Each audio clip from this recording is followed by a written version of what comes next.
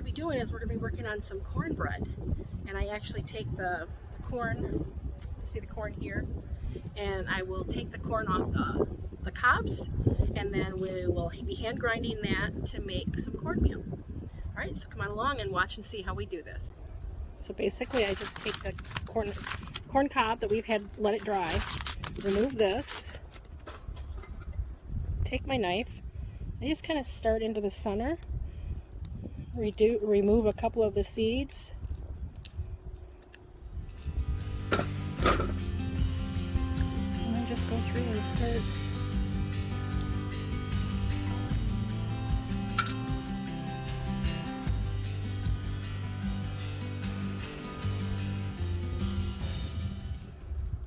If you've got little kids love to just come in here and pick these off. Sometimes I'll just take and sit and watch TV or whatever, or sit out here and enjoy the sun and just pluck away at these.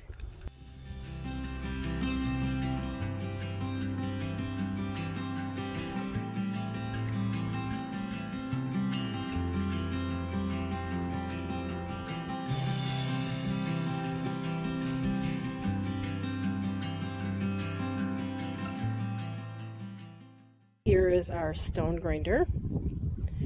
We got this from Lehman's, oh gosh, probably 25 years ago.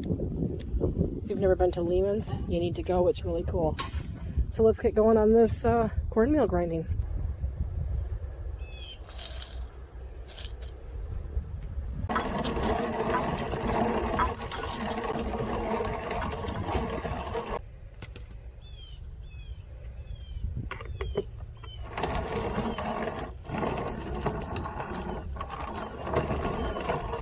We've ground up 2 cups. Well, I don't know how much it was started out was. I just kept grinding until I had enough to fill 8 of these. We've got half a cup of milk. I'm going to add about a tablespoon of vinegar to this, and I'm going to let this sit. This will turn into buttermilk here in just a few quick minutes. It calls for baking powder, 4 teaspoons. 1.5 teaspoons of salt, 1/2 cup of sugar, 2 eggs. These were freeze-dried eggs. We happened to use the rest of our eggs this morning for breakfast. So I used 2 tablespoons of water and 2 tablespoons of the powder per egg.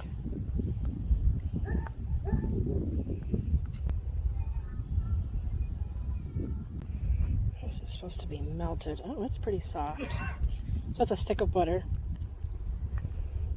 I'm going to mix this up a little bit while we're waiting for the buttermilk to come back around. Alright.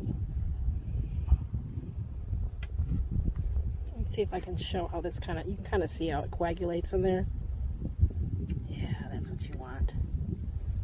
See how it's kind of like chunky.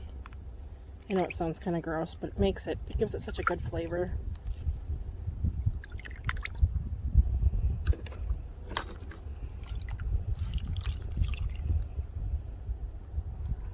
Okay, so the cornmeal is all mixed up.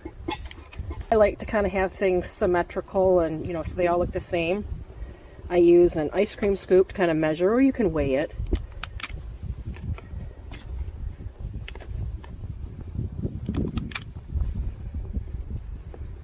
These are really good too when you're using for muffins. That way you can keep them all consistent, the same size. And then, you know, if you're feeding a group, you would know that the recipe makes, you know, 24 or whatever. So one of the things that we like to have in ours is corn. I don't have any corn in the freezer or canned corn, so I am going to be using freeze-dried corn. And this is amazing, just like this. You can eat this as a snack or whatever. So I'm just going to put a little bit in here, and then when it cooks, it'll bring it all right back. And then because David loves jalapenos, I'm going to throw a couple of those in there for him. What I'm going to do is add 2 more scoops.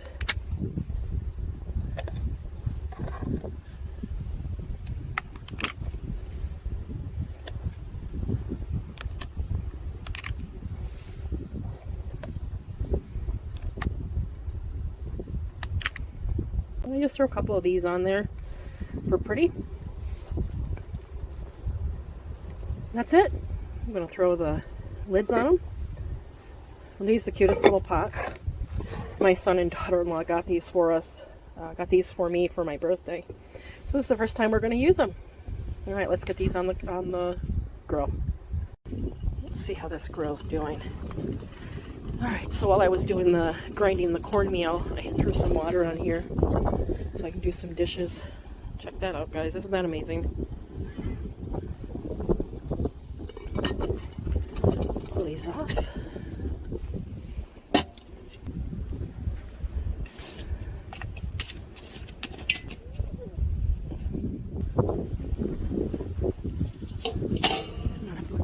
Bottom grate on there, just so I don't have the cast iron in direct contact with the coals. All right, let's get those on there.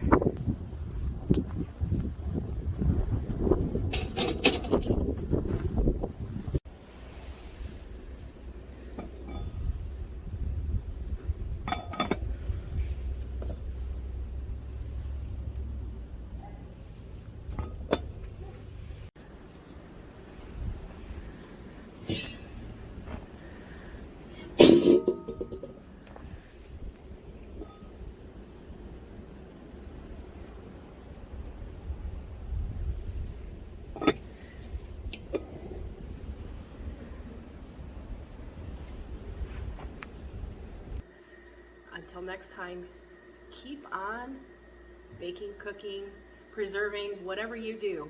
Just keep on keeping on.